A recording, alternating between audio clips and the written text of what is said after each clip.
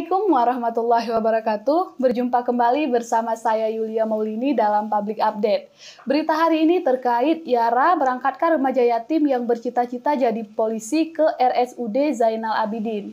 Marwan, remaja yatim warga Desa Makmur Jaya, Kecamatan Simpang Kiri ini menderita penyakit lupus sejak tahun 2020 silam. Keinginan Marwan untuk pergi berobat ke Rumah Sakit Umum Daerah Zainal Abidin, Banda Aceh akhirnya terkabul. Keberangkatan Marwan yang didampingi oleh ibu kandungnya, yaitu Ani, setelah Kepala Yara Perwakilan Subulus Salam, Edi Saputra Bako, melakukan penggalangan dana untuk biaya hidup ibunya selama mendampingi Marwan berobat ke Banda Aceh.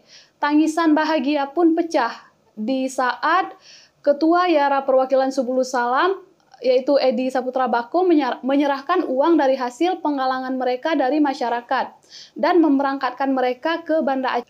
Edi Saputra mengatakan bahwa pihaknya beberapa hari yang lalu telah mengunjungi Marwan di rumahnya setelah mendapatkan kabar dari masyarakat.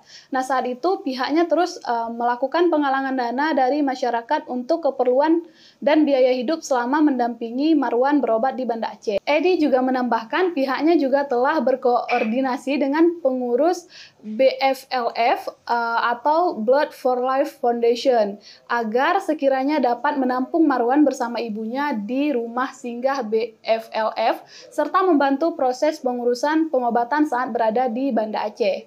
Dan pihak dari BFLF menyambut dengan baik dan akan mengawal Marwan sampai nanti masuk ke RSUD Zainal Abidin Banda Aceh.